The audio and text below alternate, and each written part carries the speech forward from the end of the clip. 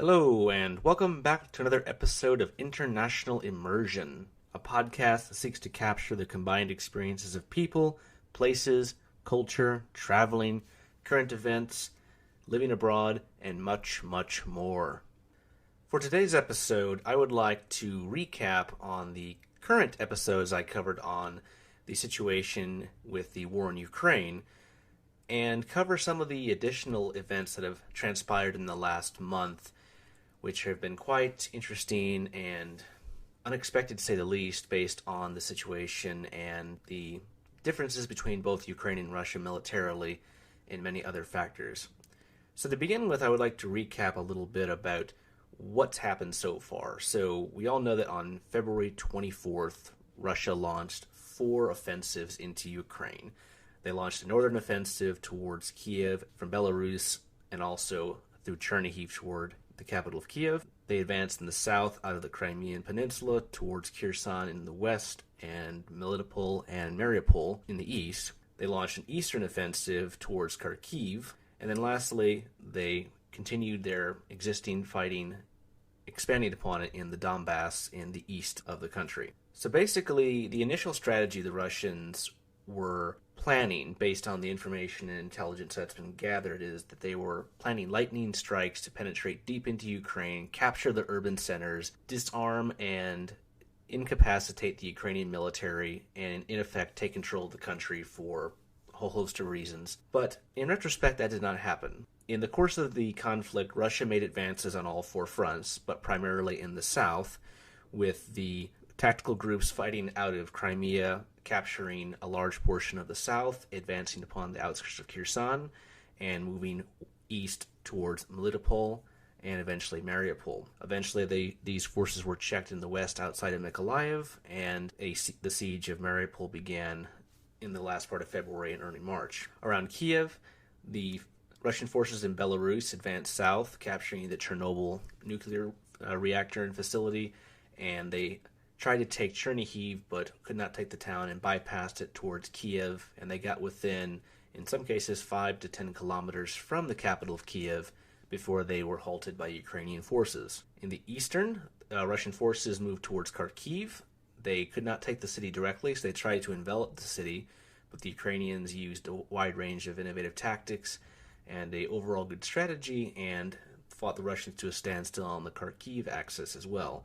And in the Donbass, the Russians started to make steady gains, but at a very slow pace. So basically what happened was, after this initial strategy had failed, in early March, there was an update in that the Russians started to switch to a strategy of attrition by wearing down the Ukrainian military, striking civilian centers, as we've seen in some of the absolutely horrific acts of, you could say, murder towards the civilian population, missile strikes, and other terror tactics in many ways, which are just despicable to say the least. By early March and into the middle of March, the fighting on all axes had basically bogged down to a near standstill, especially around Kiev.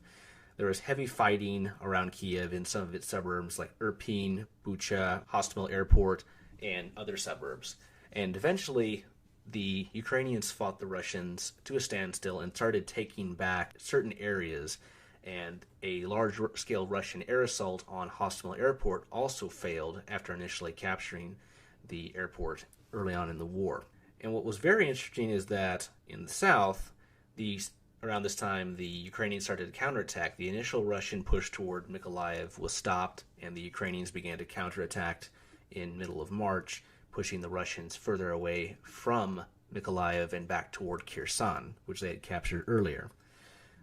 And also at this time, the encirclement of Mariupol had been completed. The Russians had created a land corridor to the Donbass, and they had taken all of the southern coast of Ukraine, with the exception of Mariupol, where the Ukrainian garrison was fighting doggedly to keep the Russians out of the city. Going on into March, Ukrainian counterattacks continued around Kiev, and by the end of March, the Ukrainians, which I would say was a huge surprise to most observers abroad, the Ukrainians defeated the Russians on the northern axis and forced them into a withdrawal back into Belarus and into Russia.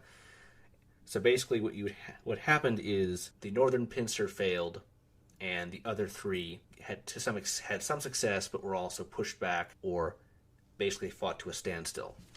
And very interesting was that, according to information from Ukraine, on April 2nd, Ukraine recaptured all of the Kiev Oblast. On April 4th, the Zhytomyr Oblast to the west of Kiev was fully recaptured. On April 5th, the Chernihiv Oblast was fully recaptured. And on April 6th, Russia withdrew from the Sumy Oblast, which are all the northern oblasts or provinces in the north of Ukraine. And Russia signaled that they were redeploying their forces to the Donbass, where they were meeting more success. I would say I was actually quite shocked that the Russians were pushed out and withdrew back into Belarus and Russia for redeployment. From subsequent information and sources, some very intense fighting took place in and around Kiev in the north, and all fronts for that matter, but the aftermath and just the carnage, and not to mention the wreckage of vehicles and other things that were destroyed in the fighting, speak for themselves. But what was really sad is the human cost, not to mention many of the atrocities inflicted upon the civilian population of Ukraine. We all know about the horrible situation in Bucha and many of the other attacks towards civilians throughout the country. So Ukraine succeeded in the northern front.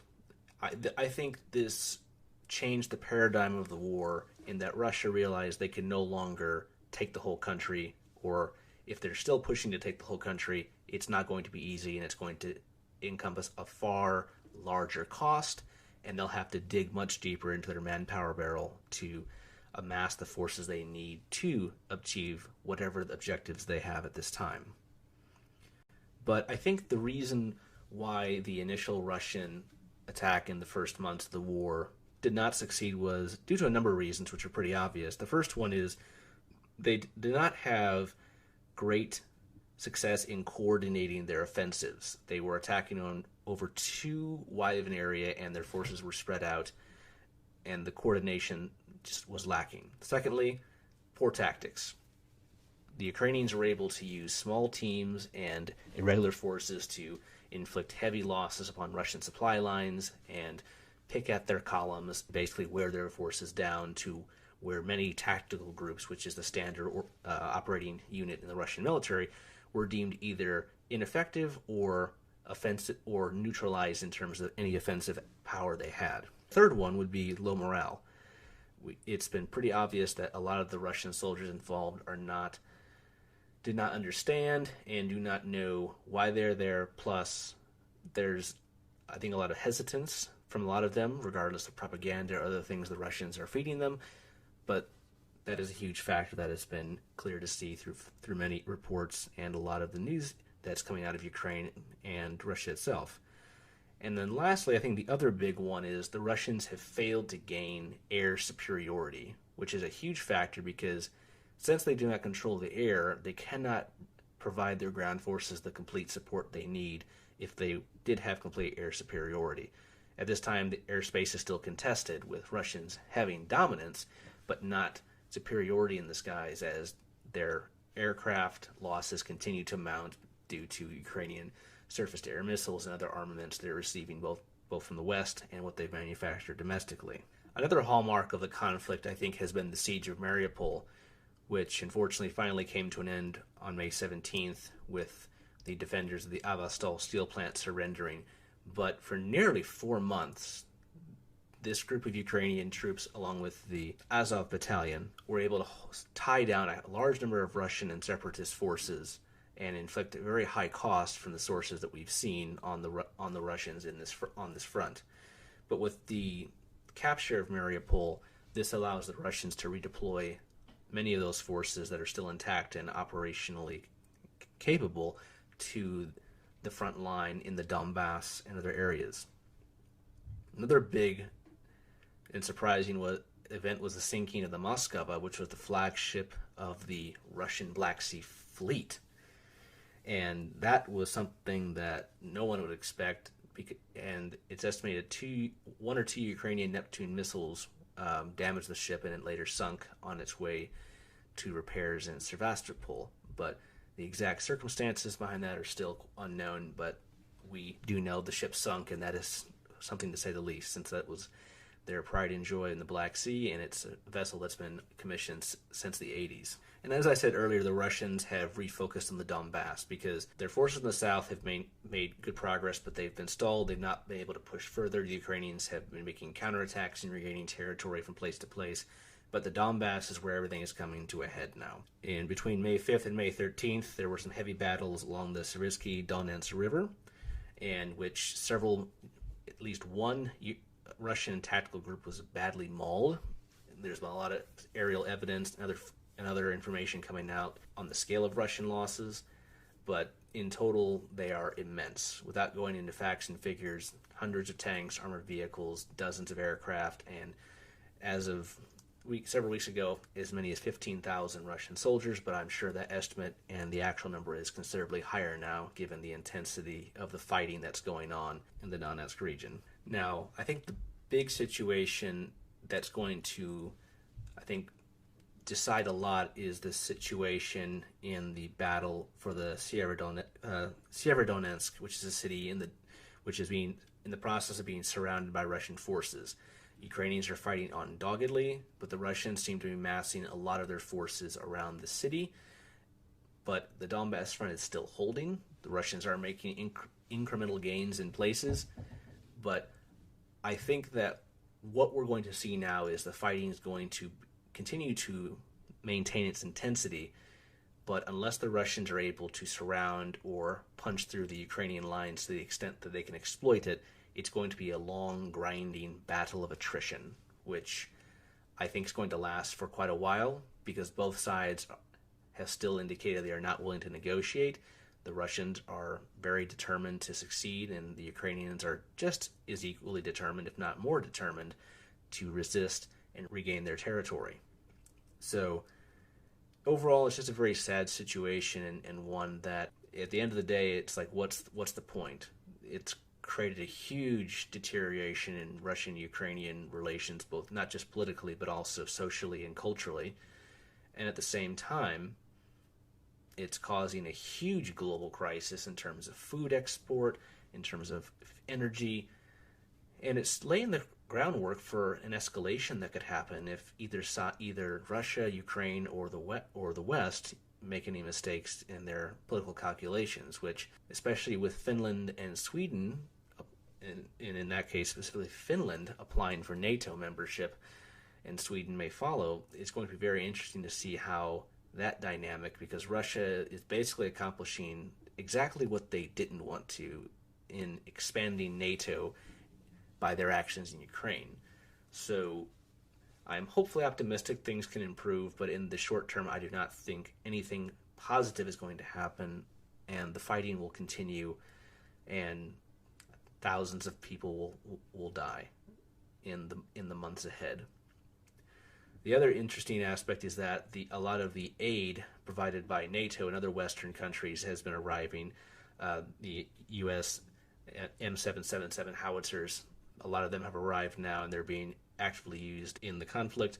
Germany has sold a lot of material, and other countries have been providing a large amount of military, both lethal and non-lethal aid to the Ukrainians. And it's certainly making a difference because the Ukrainians are able to resist more effectively, and they're able to bring more concentrated fire and coordinated attacks against the Russians, which we are seeing in many of their counterattacks. And I think the most interesting and telling counterattack is in the oblast around Kharkiv, where they have pushed the Russians out of artillery range of the city and have made some heavy gains in recapturing a lot of the area outside of Kharkiv and getting, in many cases, threatening the Russian supply line from Belgorod, Russia, down into the Donbass, and specifically threatening, and the Russians have had to redeploy more troops to check this Ukrainian counterattack. So that's going to be interesting. So I do think that things will continue to be interesting, but at the same time, I think it's going to come down to which side has the stomach to keep going. And I do think that the Russians will have difficulty maintaining their momentum given the losses in both manpower and materiel. But at the end of the day, it's the human cost that's really sad, and that is what's most tragic. And at the end of the day, it is my absolute wish that this conflict will cease and things can begin the process of healing, because no one deserves this on either side. And the ambitions of the few and the elite, or in many cases the ambitions of Vladimir Putin, should not have to affect or destroy so many lives. And the world is not a perfect place, but it's classic power politics and a stronger country trying to impose its will on a weaker country. With that, it is my continuing goal to monitor and observe the course of the conflict in Ukraine, to try to better understand it and aid those to get a better sense of why, how, where, and what. The big W questions about this conflict, in many cases, put the world in a bigger perspective, because this is the first time we've seen a conflict on this scale, in Europe at least, since the Second World War, which has been over 70 years ago. So that's very telling, and I think a huge challenge to the existing global order, and the peace that the end of World War II and the cessation of the Cold War gave the world, at least in some context. But at the end of the day, we don't know what will happen, and all I can hope is for a positive solution and nothing that will cause escalation or bring other parties into this conflict to expand it. So this has been another episode of International Immersion. Check us out on our Facebook, Instagram, and LinkedIn page of the same name.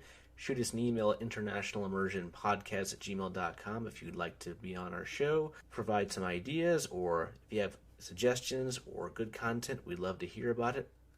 And with that, we will see you on the next one.